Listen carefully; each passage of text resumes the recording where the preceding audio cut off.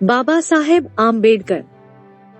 भीमराव रामजी आम्बेडकर 14 अप्रैल 1891 6 दिसंबर 1956 डॉ बाबा साहब आम्बेडकर नाम से लोकप्रिय भारतीय बहुज्ञ, विधिवेत्ता, अर्थशास्त्री, राजनीतिज्ञ और समाज सुधारक थे।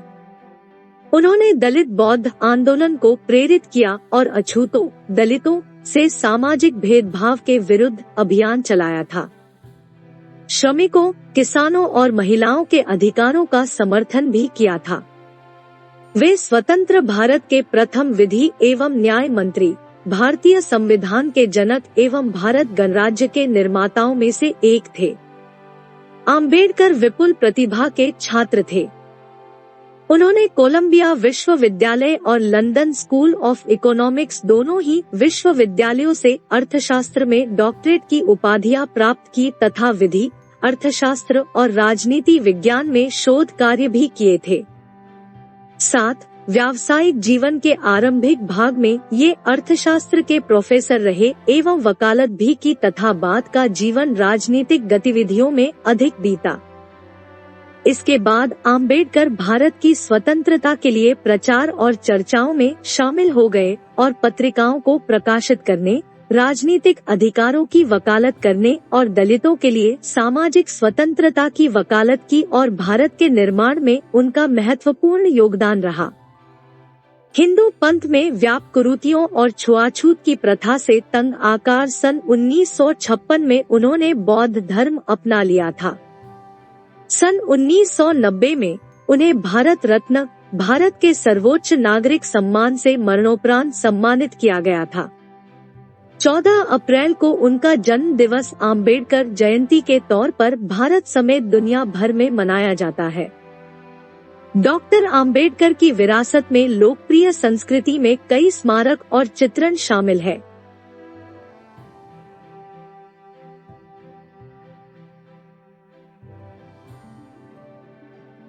आम्बेडकर का जन्म 14 अप्रैल 1891 को ब्रिटिश भारत के मध्य भारत प्रांत, अब मध्य प्रदेश में स्थित महू नगर सैन्य छावनी में हुआ था।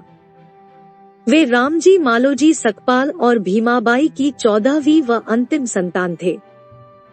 उनका परिवार कबीर पंथ को मानने वाला मराठी मूल का था और वो वर्तमान महाराष्ट्र के रत्नागिरी जिले में आंबडवे गांव के निवासी थे। वे हिंदू महार जाति से संबंध रखते थे, जो तब अछूत कही जाती थी और इस कारण उन्हें सामाजिक और आर्थिक रूप से गहरा भेदभाव सहन करना पड़ता था।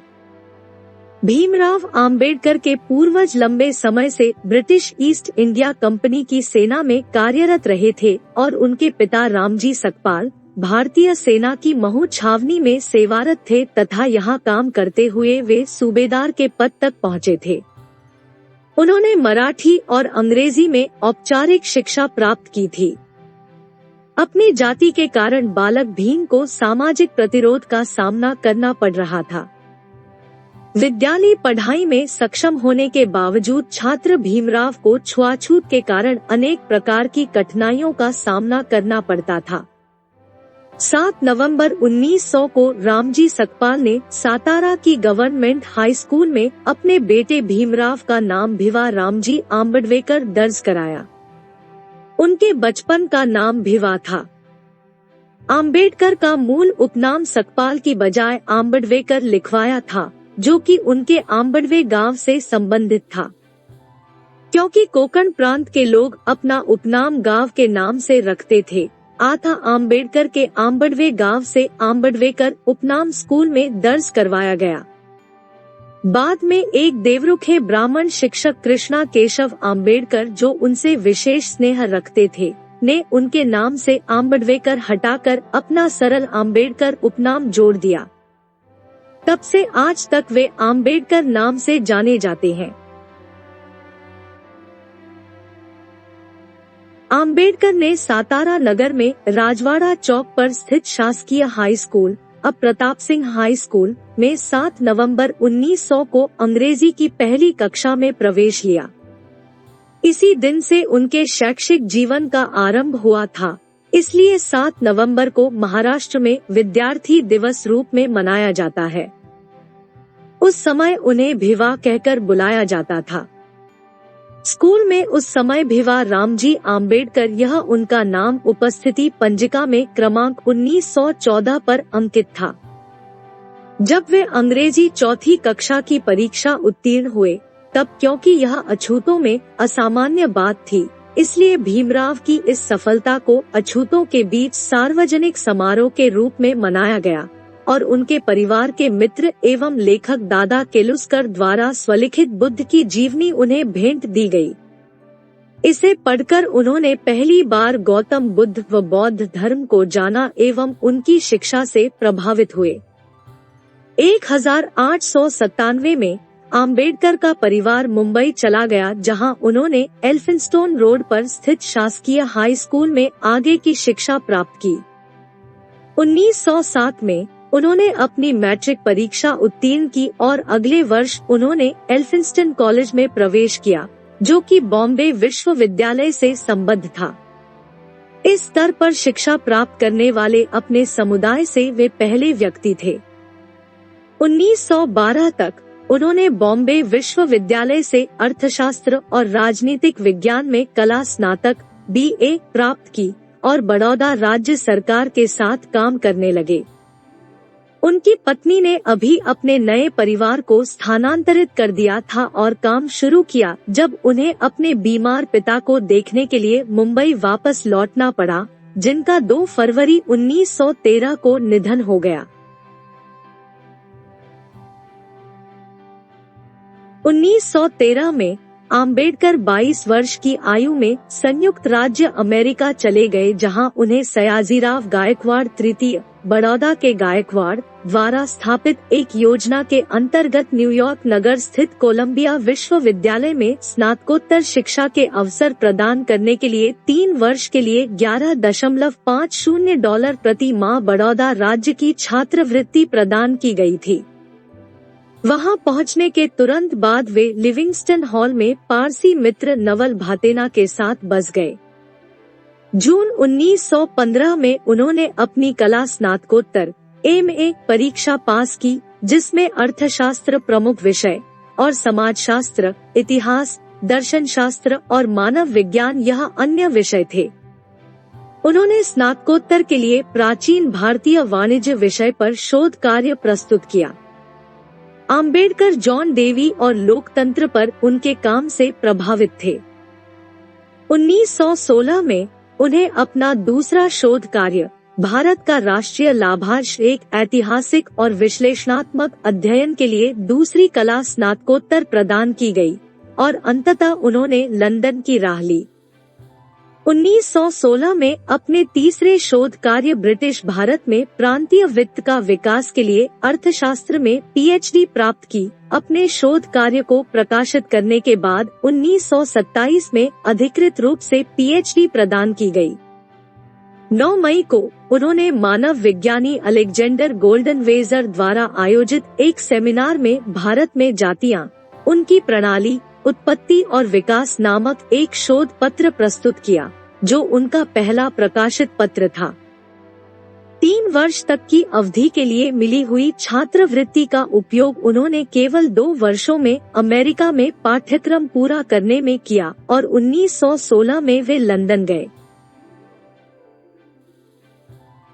अक्टूबर 1916 में ये लंदन चले गए और वहां उन्होंने ग्रेज इन में बैरिस्टर कोर्स विधि अध्ययन के लिए प्रवेश लिया और साथ ही लंदन स्कूल ऑफ इकोनॉमिक्स में भी प्रवेश लिया, जहां उन्होंने अर्थशास्त्र की डॉक्टरेट थीसिस पर काम करना शुरू किया।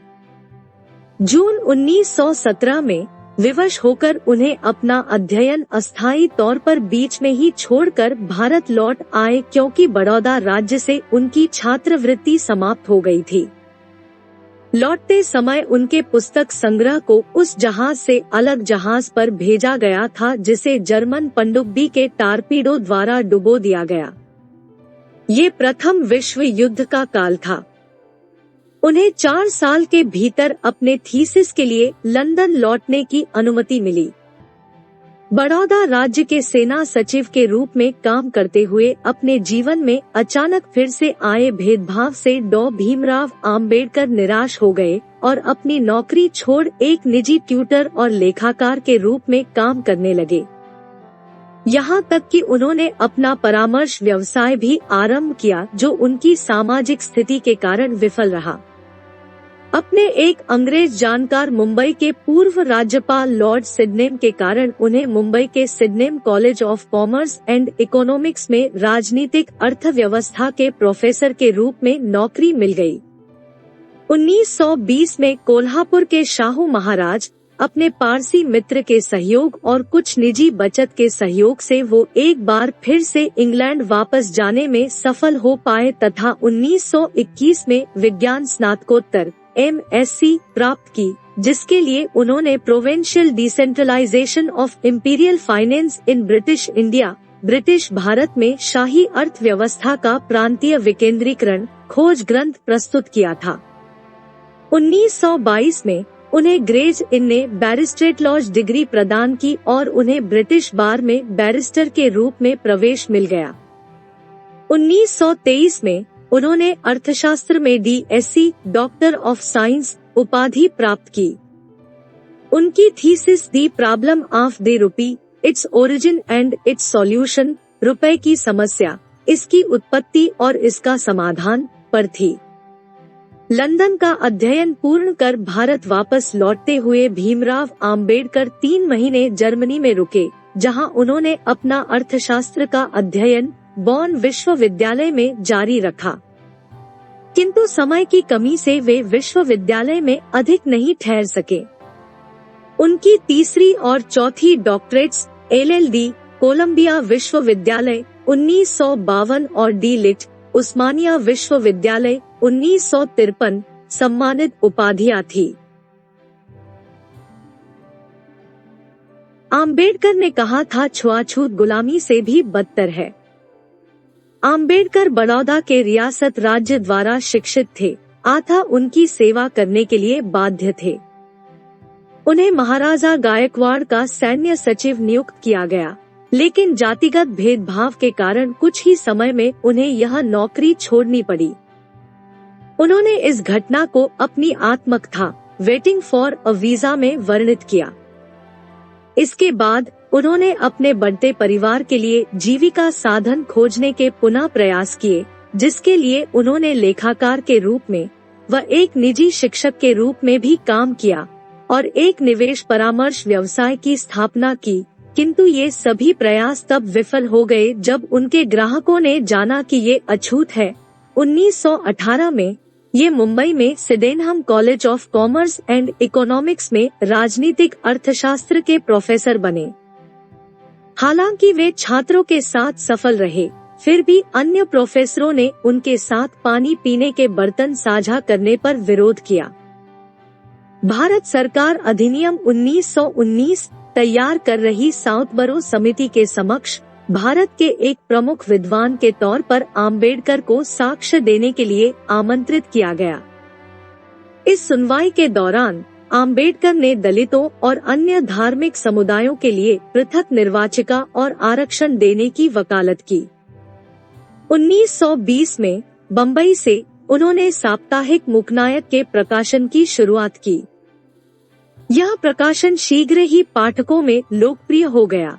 तब आम्बेडकर ने इसका प्रयोग रूढ़िवादी हिंदू राजनेताओं व जातीय भेदभाव से लड़ने के प्रति भारतीय राजनैतिक समुदाय की अनिच्छा की आलोचना करने के लिए किया। उनके दलित वर्ग के एक सम्मेलन के दौरान दिए गए भाषण ने कोल्हापुर राज्य के स्थानीय शासक शाहू चतुर्थ को बहुत प्रभावित किया, जिनका आम्बेडकर के साथ भोजन करना रूढ़िवादी समाज में हलचल मचा गया।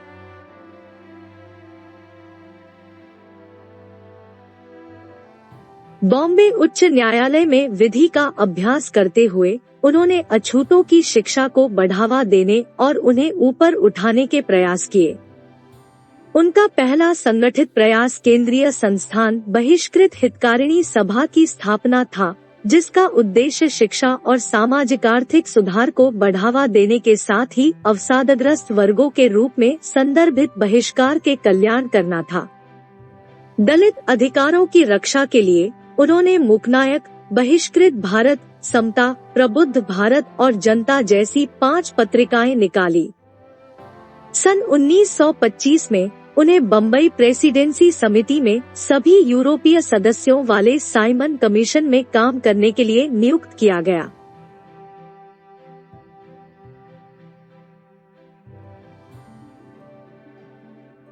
द्वितीय आंग्ल मराठा युद्ध के अंतर्गत 1 जनवरी 1818 को हुई कोरेगांव की लड़ाई के दौरान मारे गए भारतीय महार सैनिकों के सम्मान में आम्बेडकर ने 1 जनवरी 1927 को कोरेगांव विजय स्मारक जय स्तंभ में एक समारोह आयोजित किया। यहाँ महार समुदाय से संबंधित सैनिकों के नाम संगमरमर के एक शिलालेख पर खुदवाए गए तथा कोरेगांव को दलित स्वाभिमान का प्रतीक बनाया। सन 1927 तक डॉ. आम्बेडकर ने छुआछूत के विरुद्ध एक व्यापक एवं सक्रिय आंदोलन आरंभ करने का निर्णय किया। उन्होंने सार्वजनिक आंदोलनों, सत्याग्रहों और जुलूसों के द्वारा पेयजल के सार्वजनिक संसाधन समाज के सभी वर्गों के लिए खुलवाने के साथ ही उन्होंने अछूतों को भी हिंदू मंदिरों में प्रवेश करने का अधिकार दिलाने के लिए संघर्ष किया। उन्होंने महार शहर में अछूत समुदाय को भी नगर की चवदार जलाशय से पानी लेने का अधिकार दिलाने के लिए सत्याग्रह चलाया। 1927 के अंत में सम्मेलन में आम्बेडकर ने जाति भेदभाव और छुआछूत को वैचारिक रूप से न्यायसंगत बनाने के लिए प्राचीन हिंदू पाठ मनुस्मृति, जिसके कई पद खुलकर जातीय भेदभाव व जातिवाद का समर्थन करते हैं, की सार्वजनिक रूप से निंदा की और उन्होंने औपचारिक रूप से प्राचीन पाठ की प्रतियां जलाईं। 25 दिसंबर 1927 को उन्होंने हजारों अनुयायियों के नेतृत्व में मनुस्मृति की प्रतियों को जलाया। इसकी स्मृति में प्रतिवर्ष 25 दिसंबर को मनुस्मृति दहन दिवस के रूप में आम्बेडकरवादियों और हिंदू दलितों द्वारा मनाया जाता है। 1930 में आम्बेडकर ने 3 महीने की तैयारी के बाद कालाराम मंदिर सत्याग्रह आरंभ किया।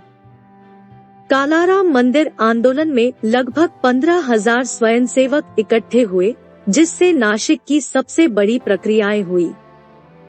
जुलूस का नेतृत्व एक सैन्य बैंड ने किया था। स्काउट्स का एक बैच, महिलाएं और पुरुष पहली बार भगवान को देखने के लिए अनुशासन, आदेश और दृढ़ संकल्प में चले गए थे। जब वे द्वार तक पहुँचे तो द्वार ब्राह्मण अधिकारियों द्वारा बंद कर दिए गए।